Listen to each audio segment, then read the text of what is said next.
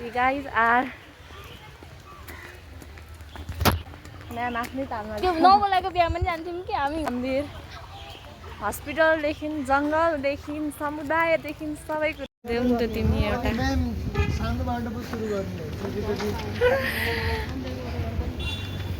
के हो दर्शकबिन फेरि पनि तपाईहरुलाई स्वागत छ कपाल कस्तो बिग्रिरहेको के भयो त ब्लगमा यहाँ छन् सिर्जना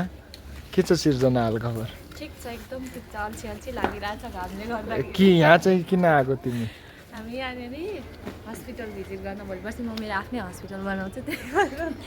त्यही भएर हस्पिटलमा आउनु भिजिटको लागि यता के रे यो हस्पिटल वज्रबाराई हेर्न सक्नुहुन्छ कहाँ हो त्यहाँ बोकले भन्ने वज्रबाराई कतिपय मान्छेहरू ब्लाइन्ड नै हुन्छन् तिम्रो कुरा सुनेर पनि भिडियोबाट ऊ स्पर्श गरे तिम्रो ध्वनि स्पर्श गरेर महसुस यहाँ दर्शक पनि हेर्न सक्नुहुन्छ हाम्रो Binda Chaudhary everyone it's me Binta Chaudhary र आज हामी फिल्ड भिजिटको लागि यता वज्रबाराई आएको छौँ हाम्रो पूर्ण दाजु ल तपाईँको केही भनाइहरू राख्नुहोस् न त आजको यो फिल्डमा आज हामी यो होप इन्टरनेसनल कलेज ललितपुरबाट चाहिँ यो वज्रबाराई हस्पिटलमा छौँ अनि हाम्रो रिप्रोडक्टिभ एन्ड जेन्डर सम्बन्धी सब्जेक्टको चाहिँ फिल्ड भिजिटमा आएका छौँ अनि यसको बारे आज भरपुर ज्ञान लिनेछौँ र बाँकी हाम्रो ओरिएन्टेसन क्लास हस्पिटल छैन जस्ट हामी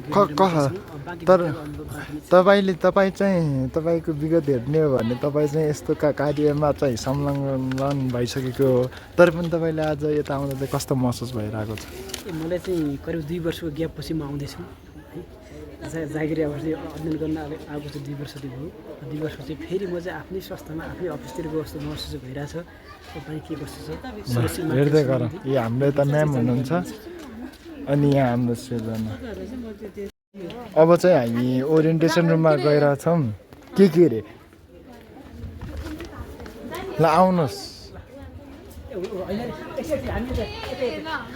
एहे गलत सूचना सम्प्रेषण भएको रहेछ यहाँ everyone hi it's me Binta Chaudhary र आज हामी यता के अरे वज्रबाराई हस्पिटल आएको छौँ हाम्रो यो रिप्रोडक्टिभ हेल्थ फिल्ड भिजिटको लागि अनि चाहिँ यो चाहिँ हेर्न सक्नुहुन्छ यहाँ कस्तो राम्रो छ ग्रिनरी अन्त यस्तै हस्पिटल छ हेर्न सक्नुहुन्छ यहाँ चाहिँ हाम्रो साथीहरू हुनुहुन्छ सबैजना हेलो गरिदिनुहोस्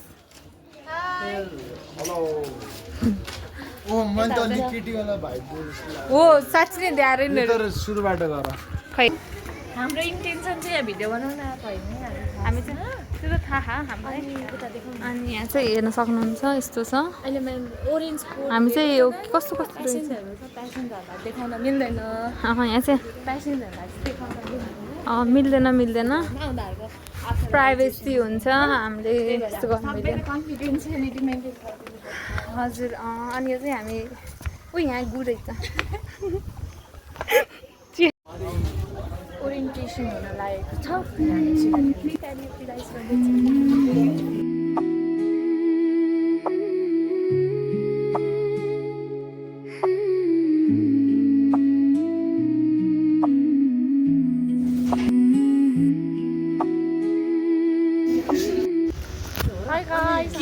जाँदैछौँ अब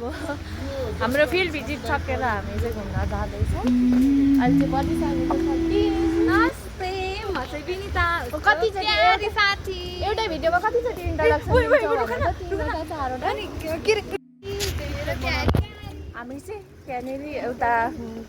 फिल्ड भिजिट सकेर हामी चाहिँ यताभित्र आएको छौँ कत्रो ठुलो पो रहेछ यो चाहिँ खासमा बाराही मन्दिर हो त्यो अनि यहाँनिर स्कुलको स्टुडेन्टहरू पनि आउँदो रहेछ अनि हाम्रो एउटा ग्रुप चाहिँ अगाडि गइसक्नु भएको छ अनि एउटा ग्रुप चाहिँ पछाडि खै त भ्लगिङ पुरै गर न बोलेपछि राम्रोसँग बोल हेलो यो सिर्जनाको भ्लगमा तपाईँलाई निकै नै मेरो एकदमै हार्दिक नमन छ म एकदमै हृदयबाट तपाईँहरूलाई म नमन गर्न चाहन्छु आजको कुरा के छ भन्दाखेरि हामी चाहिँ मन्दिर आएको तर एकदम यो के हो यो पार्क टाइपकै मन्दिर छ कि मन्दिर जानलाई पनि यस्तो तपाईँहरूले हेर्न सक्नुहुन्छ दर्शक दिनहरू यस्तो घनाघोर जङ्गलको बाटोबाट यहाँ हेर्न सक्नुहुन्छ अगाडि मन्दिर हामी पुगिसकेका छौँ तर एकदमै शान्तपूर्ण मन्दिर हुनै पर्ने जस्तो मन्दिर ठाउँमा छ मन्दिर भनेको यस्तो ठाउँमा हुनुपर्छ हाम्रो म्यामको एक्सपिरियन्सले हो अब यो ब्लगमा हजुर म्याम भनिदिनुहोस् हजुरलाई आज मन्दिर कस्तो हिँड्दै भन्दा नि हुन्छ म्याम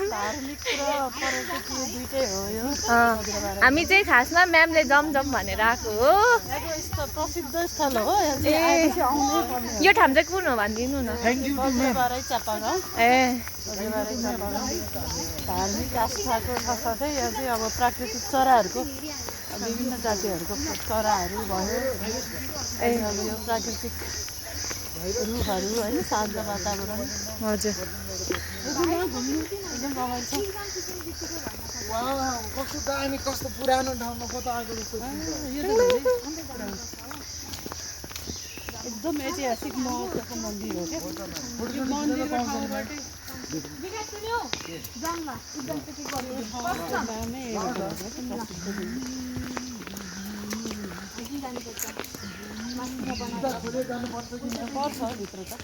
महालक्ष्मी स्थान मन्दिर जस्तै रहेछ मन्दिर चाहिँ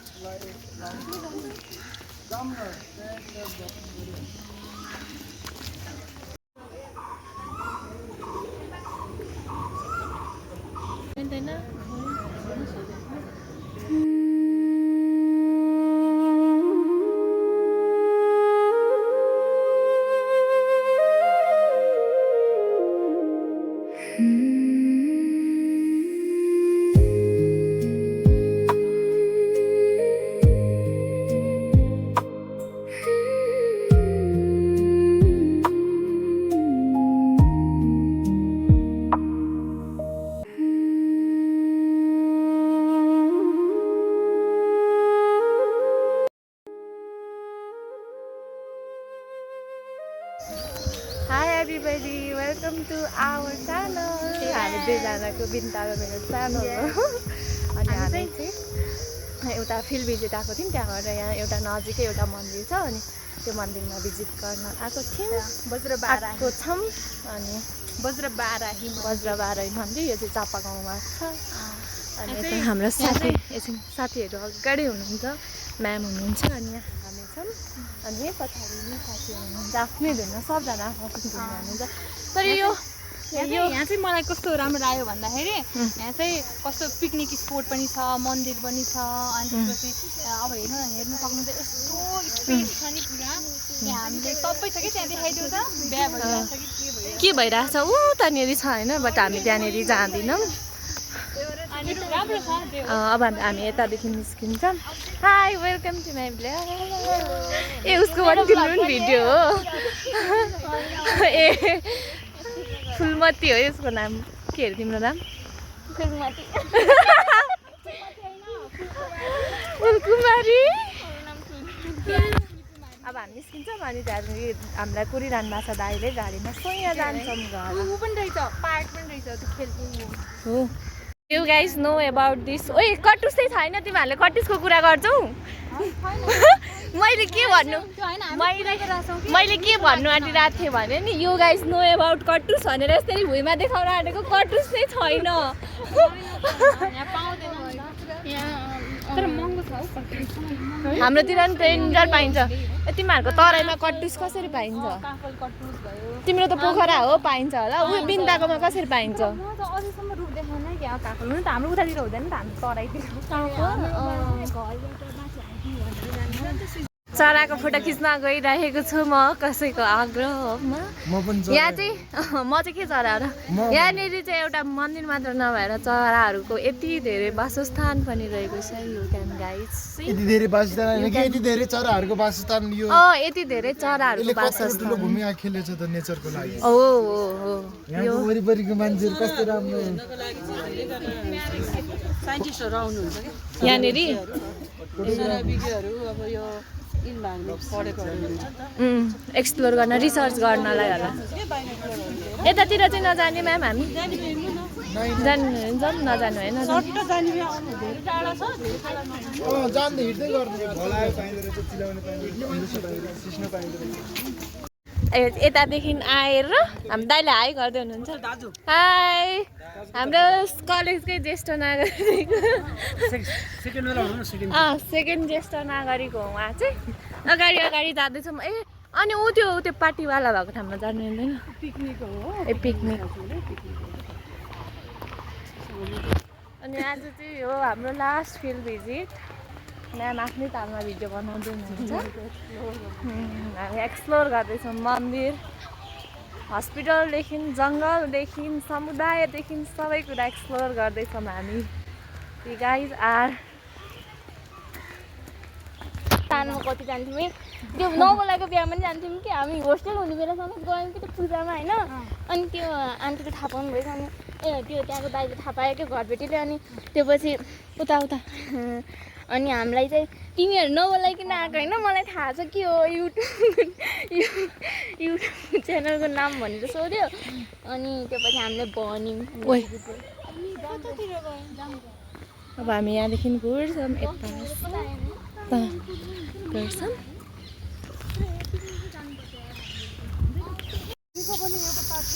ए भगवान् हाम्रो गल्ती भने क्षमा देऊ है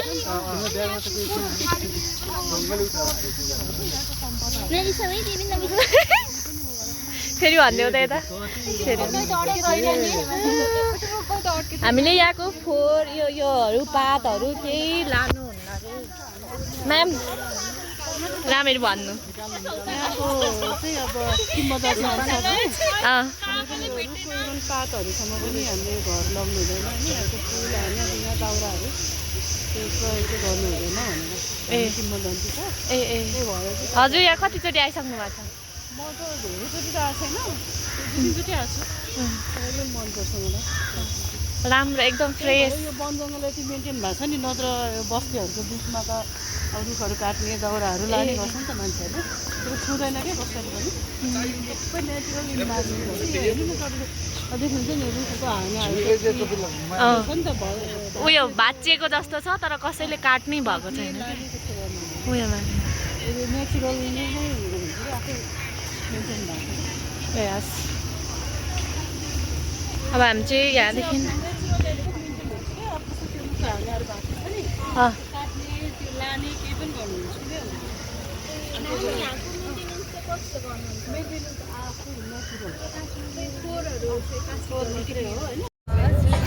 तिम्रो अनुहार त पसिनाले भरिरहेछ मलाई यस्तो गर्मी हुन्छ नि लास्टै गर्मी हुन्छ अब घर जाने अब मलाई टाउको दुख्न थाल्छ गाडीमा सो बाई बाई भन